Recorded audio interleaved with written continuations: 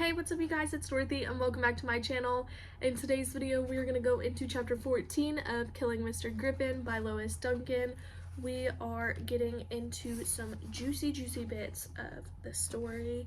If you saw the last video, Mrs. Griffin went over and interrogated the crap out of Susan in front of her parents, and luckily for her, David and Mark came over to the rescue and interrupted the whole thing, but we don't know what's going to happen next, so let's keep on reading. This video may contain sensitive topics and foul language. If you do not wish to continue, please click off of the video now.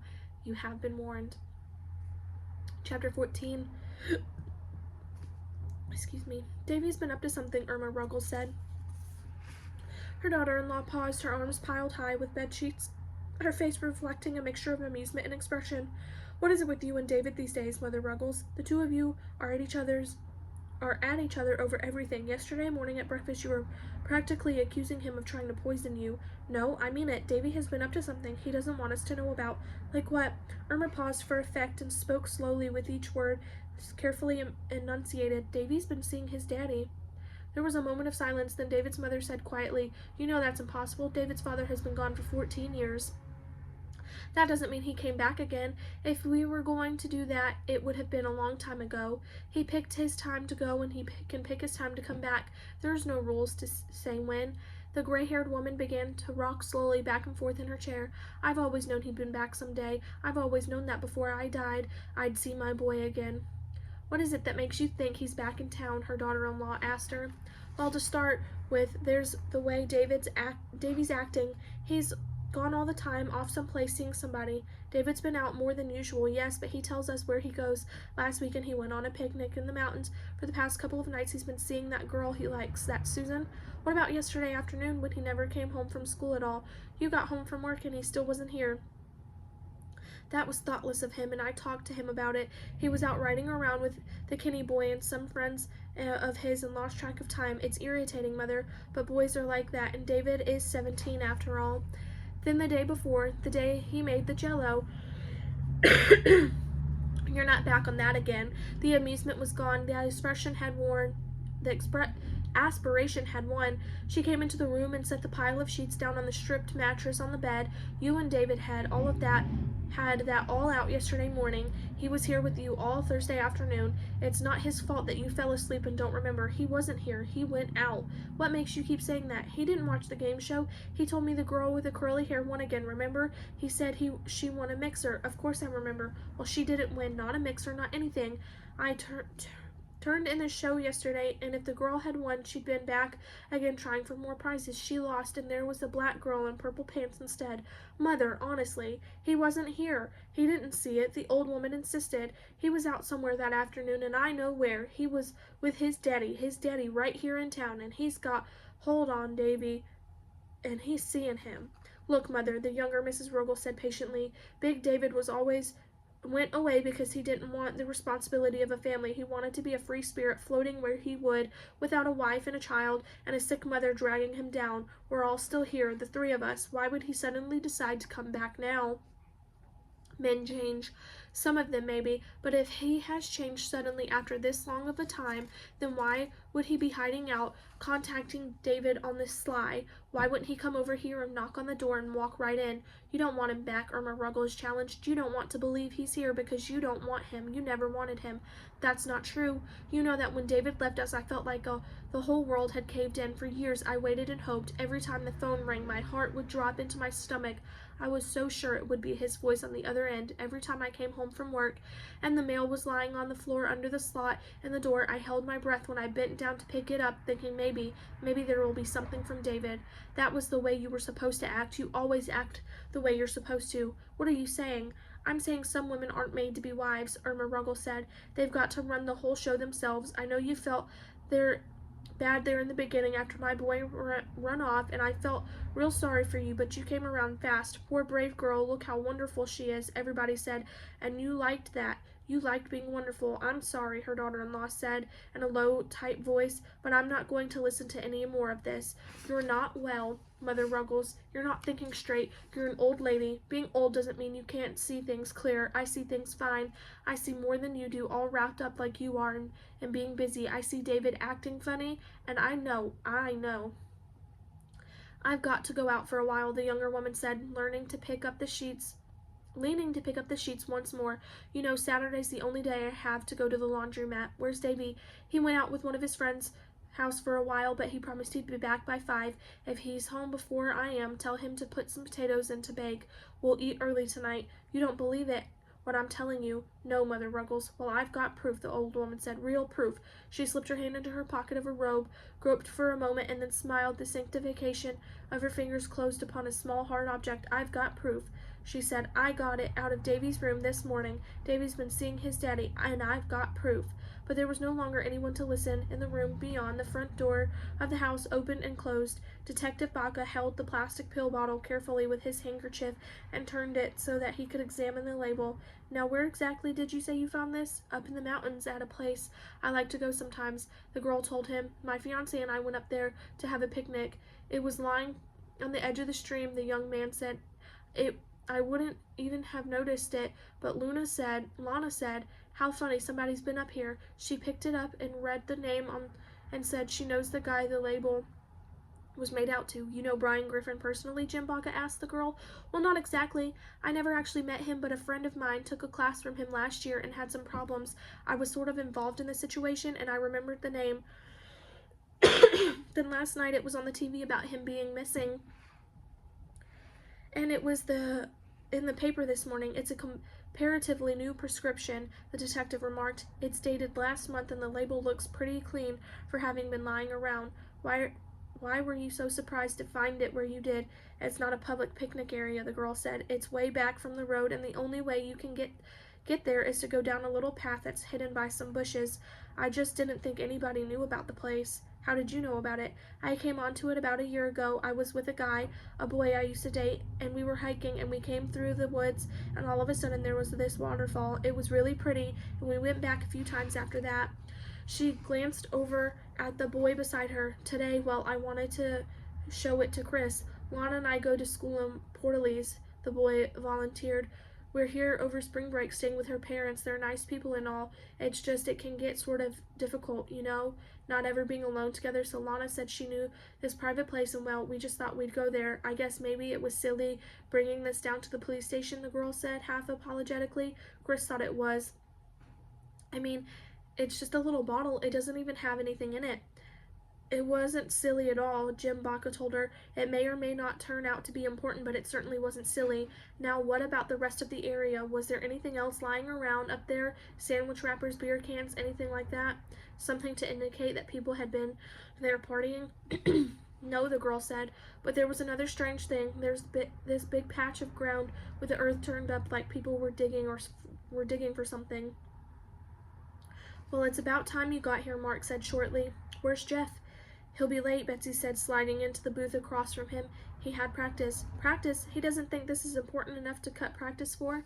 You told us to keep on doing the things we usually do, David reminded him. You said if we didn't, it would start people wondering. Betsy here has already started them wondering. What if you told me last night is right? Mark's face went dark with fury. What do you mean? Susan asked in a whisper. What's Betsy done? She got herself a speeding ticket. Wasn't so awful about that, Betsy asked blankly. Lots of people get tickets. You never even told us. Betsy glanced wide-eyed from Mark's face to David's and back again. I didn't think it was important. Not important, Mark said hoarsely. It explodes the whole alibi. How could you be home hanging out with Jeff and me when you were out getting a speeding ticket a block away from the school? Hey, cool it, David said in a low voice. Maria's coming for our order. Hey there, gang. The pert, dark-eyed waitress greeted them pleasantly. How are our most regular customers this afternoon? What can I get ya? What do you want, Sue? David asked her. Nothing, I'm not hungry. Coke's for everybody, Mark said. Large or small? It doesn't matter. Small's fine. He pressed his lips together tightly until the girl had moved away from the table, and then he leaned forward, letting his breath out in a soft hiss. Okay, Bets, now give us the story. How does this cop know about you? Nothing, Betsy said nervously. Honestly, Mark, it was just a little thing. I never even thought about it afterward. I was driving over to the school, and I was afraid I'd be late, and I guess I gave it a little more gas than I should have. I didn't ask you how it happened. I asked what the guy knows about you. How much did you talk to him? Hardly at all, just about the ticket. You tried to talk him out of it? Well, sure. I mean, after all, my father is a county commissioner. And you told him that? My daddy's Harold Klein. He's on the county commission. You don't dare ticket me. You actually sat there feeding him that sort of information? Betsy's face was her answer. Christ, no wonder he remembered you, Mark said savagely. You rubbed the name right into his mind with a piece of sandpaper, so the next day he sees you and David in the airport parking lot and he comes right out with it. Here's Miss Klein again. He didn't say that, Betsy said. He said good afternoon or something like that. It wasn't any big deal, but he saw you and he knew you. He saw you get out of Griffin's car, Dave says. In fact, he got a good look, long look at the car. He followed you right into the parking lot, right? That's right, David said. But I don't think he really noticed much. If he'd recognized the car as one on the wanted list, he would have reacted right then. He'd have asked us for the registration or something. He may not have recognized it right off, Mark said, but you can be damn sure he's got it wedged into some corner of his brain, just the way he wedged in Betsy's name. All it'll take now is for one of his superiors to read out this description during briefing, and out it'll come. Hey, he'll say, I've seen a car like that. It's down at the airport. What can we do? Susan asked. Go down and move it? We'll have to. There's no time now to sit around and wait for some dude to rip it off.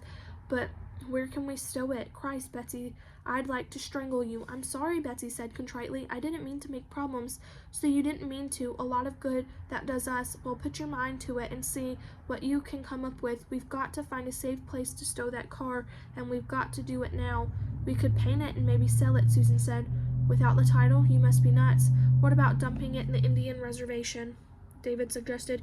You know that they're private land. The police can't go poking around on them without special permission from their governors. A car could sit there for a long time without being reported. Which reservation? The closest to Sandiana Pueblo, and that's too small. They know every car that comes in and out. Zuni's bigger, but who wants to drive a hot car a couple of 100 miles on an interstate highway to reach it? I have no idea, Betsy said. Let's take it out on the mesa and scrap it. I mean, just tear it apart and knock it into pieces and scatter them. With a sledgehammer? Should we cut it up into half-inch hunks of metal saw? How many years do you think it would take us if we ever did get that done? Well, you suggest something, David said. You're the big idea guy. I did think of something, the airport. It would have been perfect, too, if Betsy hadn't screwed things up for us. Okay, we're stuck now. Excuse me. The best I can come up with is if we stick it in the Garrett's garage. In their garage? Betsy exclaimed. Why, that's not hiding it. Jeff's parents will see it right away. So they see it. Jeff can tell them he's working on the engine for a friend. For how long? David asked skeptically. For a couple of days, a week, for as long as it's got to be before we figure out something else. The main thing is we've got to get the car out of the airport lot and under cover fast. When the cop goes back to the lot to look at it, it'll be gone. Jeff's parents have a 2-car garage, Betsy said. Jeff can park his own car in the driveway. It wouldn't be the first time. He did some work on Greg's Jart's car just last month. And while he's got it, he can spray it with paint, Mark said. And we can do something about digging up a different license plate. Excuse me. Yeah, this is the best answer. If we get the car looking different, we can travel with it. Then maybe we can follow up on Dave's idea and take it out to Zuni. How do you know Jeff will agree to this? Susan asked. Having it right there in his own garage and everything, he's got to agree. He doesn't have a choice. What if his parents recognize it from the description in the paper? They won't, Mark said. There's lots of green Chevys in the world. Besides, they've got no reason to be suspicious of anything Jeff does. He messes around with cars all the time. Here comes Maria with the drinks, David said. Oh, and there's Jeff. He raised his hand to catch the attention of the boy who just come in. Their eyes caught and Jeff started across the room toward the table. He reached them just as the waitress was distributing the last of the drinks. I was wondering where you were, she said with a smile. How's my best customer today? Hamburger and fries as usual? No, Jeff said, nothing for me. Not even a soda? I said I don't want anything. Betsy slid over to make room for him, and Jeff wedged himself in beside her. His face was without its usual ruddy coloring, and his mouth was set strangely. The others regarded him in silence until Maria had moved off out of earshot. Then Mark said, "What's happened?" "I heard it on the car radio," Jeff said. "They found it." "Then all our worry over where to move it was for nothing," Betsy moaned. "What did they say, Jeff?"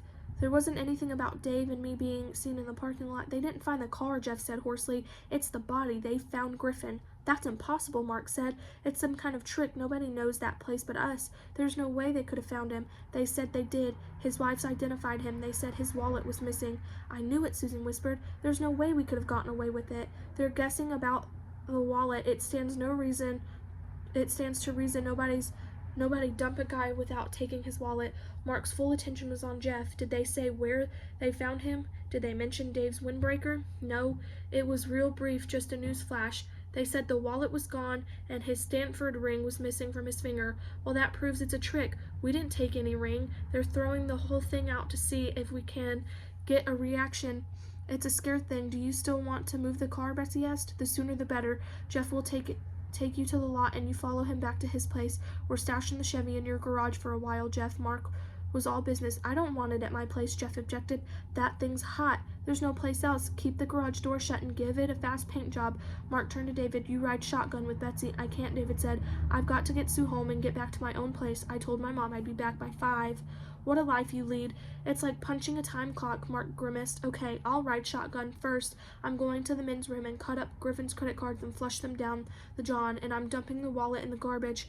And so help me, Bets, if you get stopped for a ticket during this ride, you've had it."